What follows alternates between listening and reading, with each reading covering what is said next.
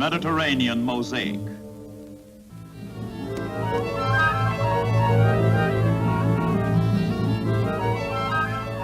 The Mediterranean is the Middle Sea, is many seas: Aegean, Tyrrhenian, Ionian, Adriatic. The great rivers meet and mingle: the Po and the Ebro, the Rhone and the Arno, the Nile and the Tiber. The waters wash the shores of Asia, of Africa, of Europe.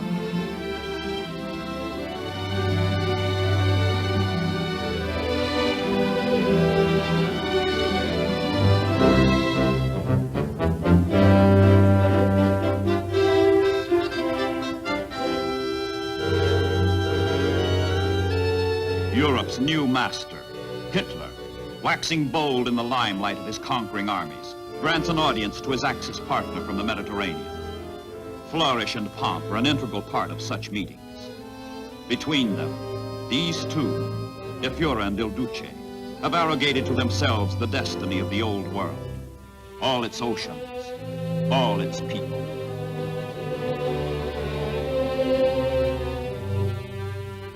On the mountaintop headquarters in Berchtesgaden, called the Eagle's Nest, plans are formulated to conquer the Mediterranean. Colonel General Jodl, Hitler's personal chief of staff, urges reduction of Gibraltar and Suez. Seal off the inland sea and make it an Axis lake. The Italian Navy, deployed in 3 swift squadrons and manned by able crews, is a grave, powerful menace to the lifeline binding the British Commonwealth of Nations. A menace to the Allied world.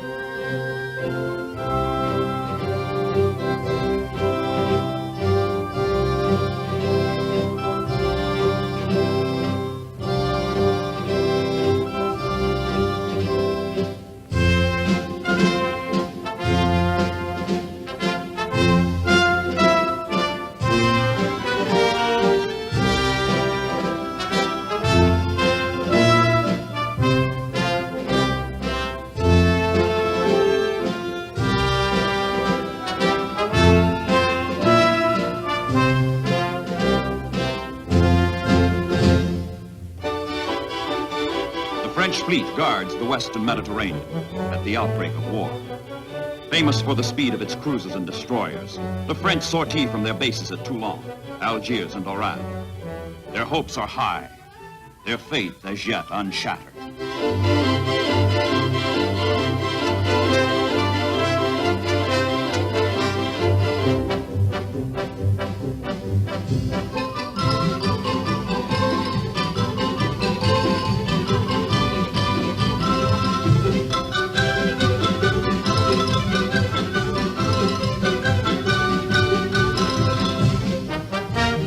Churchill warns the Allied world that the safety of Great Britain and the Empire is powerfully, though not decisively, affected by what happens to the French fleet.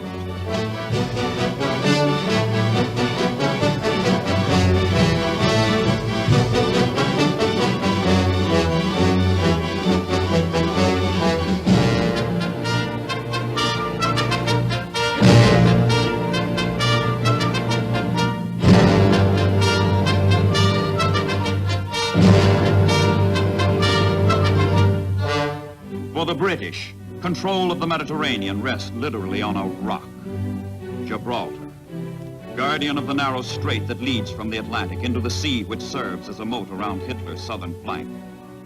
Natural fortress, indestructible sentinel, Gibraltar was ceded to the British by the Spanish in 1713. What nature has provided, the British through the centuries have improved. The rock is encrusted with armament, is alive with soldiers. The Royal Navy faces the longest odds in all its history in the coming battle for the Mediterranean. If the rock goes, North Africa and the Near East go with it.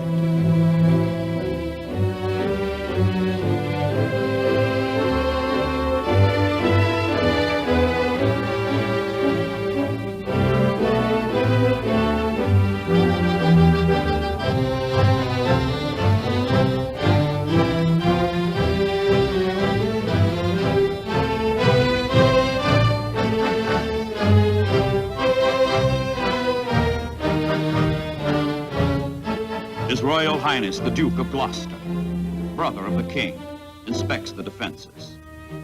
From Gibraltar, there is a 1,900-mile seaway, east to Suez, that must be kept open, that must be protected.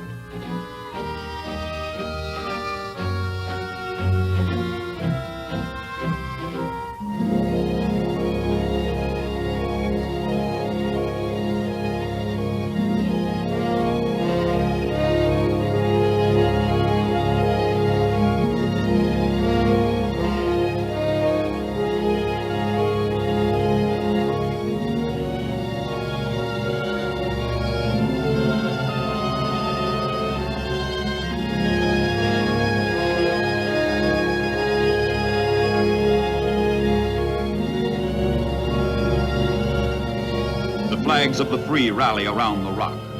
The ships gather for passage to Egypt in the Near East. Some will go to Malta, England's mid-Mediterranean island fortress, so urgently desired by the Axis, so vital to the Allies. On these ships rests the fate of empires.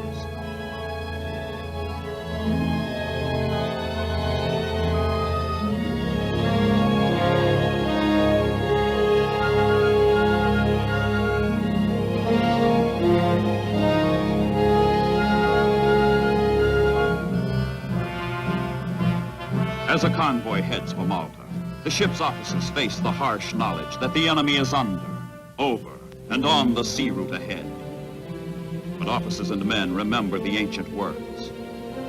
It is upon the Navy, under the good providence of God, that the wealth, safety, and the strength of the kingdom do chiefly depend.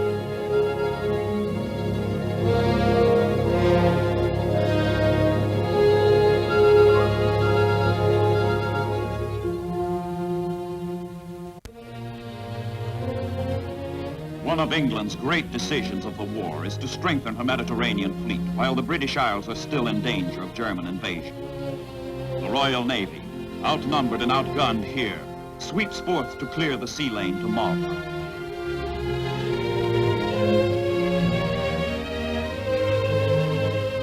Battleships like the King George V, manned by men to whom long odds are not a discouragement but a challenge, hold the Mediterranean open.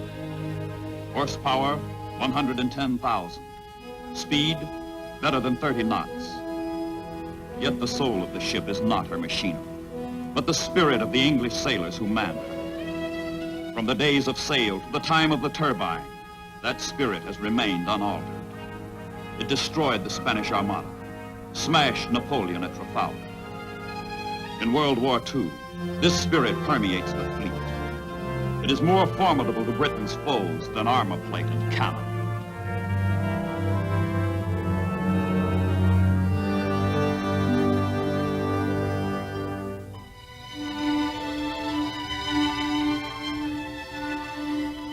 Wars are not won by guns alone.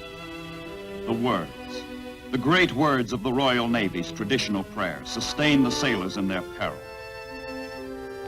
Eternal Lord God, who alone spreadest out the heavens and rulest the raging of the sea, who has compassed the waters with bounds until day and night come to an end, be pleased to receive into thy almighty and most gracious protection the persons of us, thy servants, and the fleet in which we serve.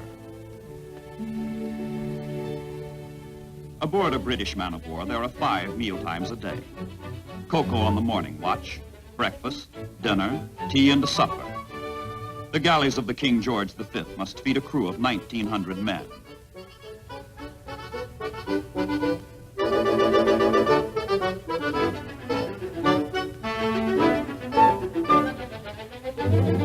The captain assigns an officer to the mess deck to see if there are any complaints about the chow.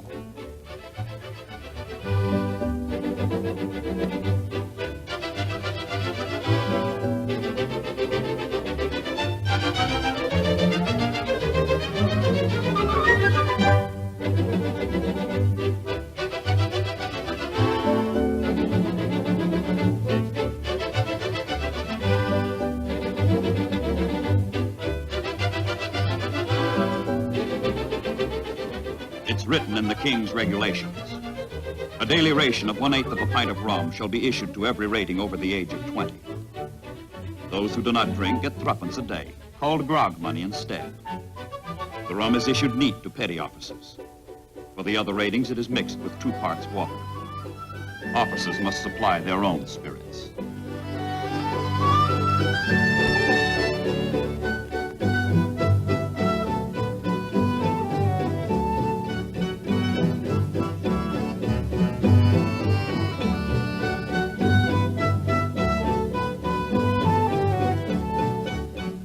The ship is more than a machine of war. It is a community of men. Between the salvos and assaults, between the hours of work and sleep, far from the world of chaos, safe in the world of memory, is one constant dream. And when peace and rest at length have come, all the day's long toil is past, each heart is whispering, home, home at last.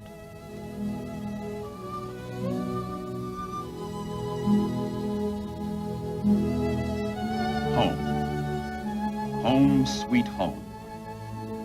And that may be within the sound of bow bells in teeming London, where the blitz rages and the bombs destroy.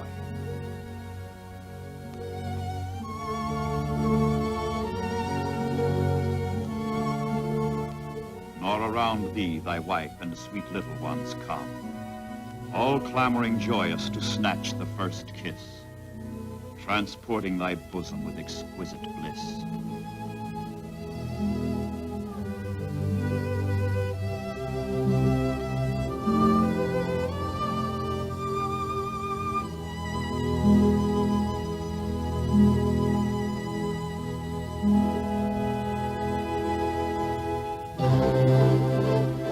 Suddenly, ominously, the mosaic of the Mediterranean changes pattern. June 1940, France falls. The Royal Navy is stripped of her ally and must guard the far-flung battle line alone. In the Atlantic, in the Channel, in the Mediterranean. The clouds of catastrophe gather, and the councils of despair urge that the Mediterranean be abandoned to the enemy.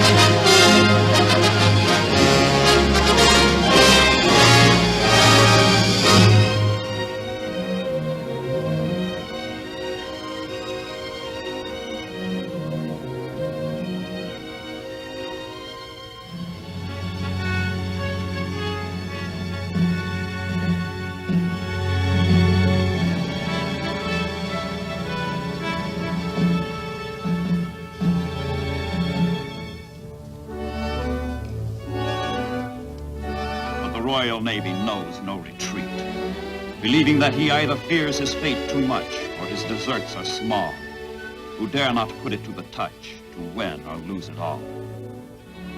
So for watch after watch, continuous, unbroken, undismayed, the Royal Navy carries on.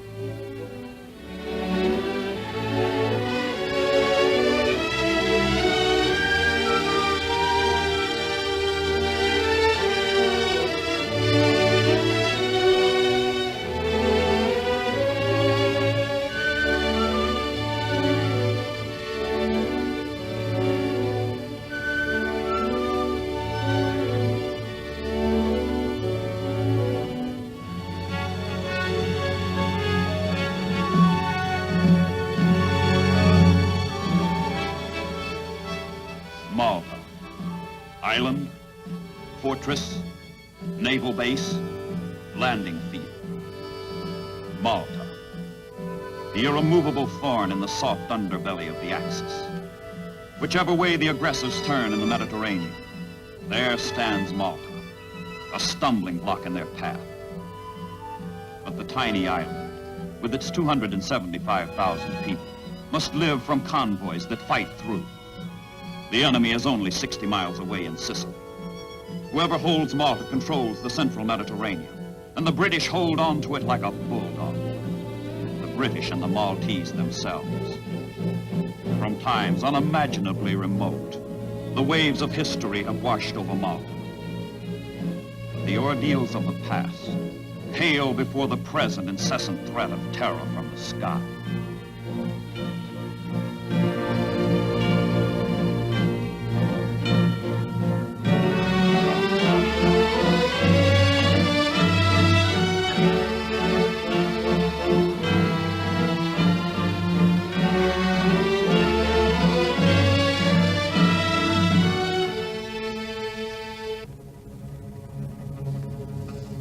The enemy raids mount by fives and by tens, by dozens and by scores, by the hundreds. And still the Luftwaffe sends out more of its bombers to blast, to burn, to butcher Malta.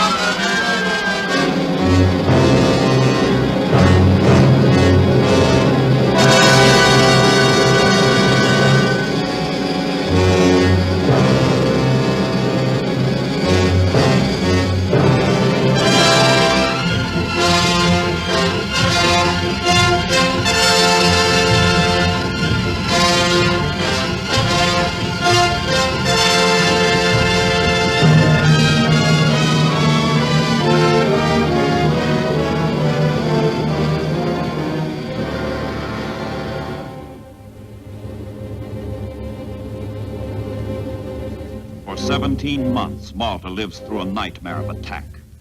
The Maltese fight terror and hunger with inadequate means, but with unbreakable defiance. Proudly, the score is kept.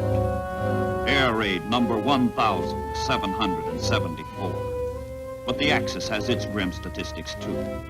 1,129 enemy planes break against the island of Malta. And the people of Malta? 1,468 dead.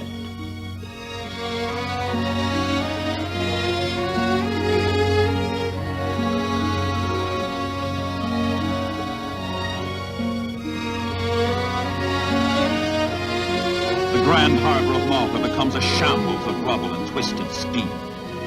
Ships that survive the long, long voyage from England are smashed into useless hulks at journey's end.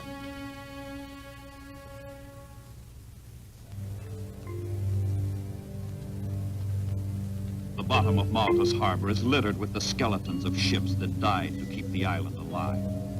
The waste and wreckage of war clutter mile upon mile of the ocean floor. A cemetery of the sea. Dead ships, dead sailors, dead hopes.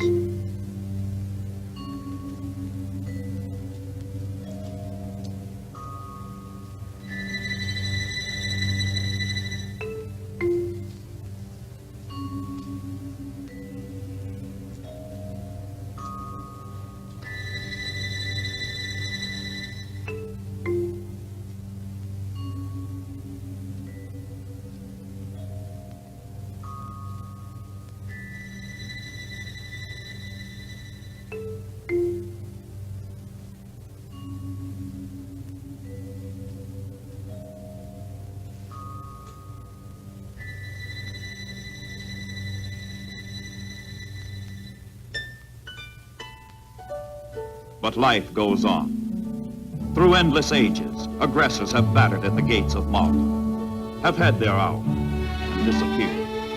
The Carthaginians came and vanished. Islam engulfed the island and ebbed away. The Goths came plundering and the Vandals raged. But history swallowed up both Goth and the Vandal. The Maltese remain.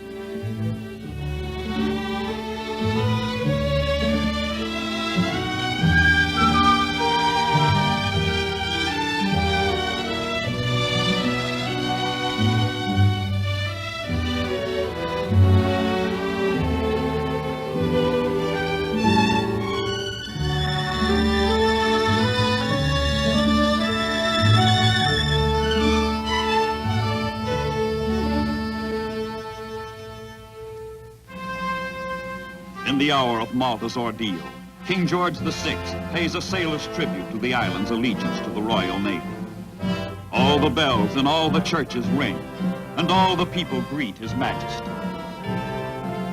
Here in the Mediterranean are the elements on which aggression shatters. The King, the people, the Royal Navy.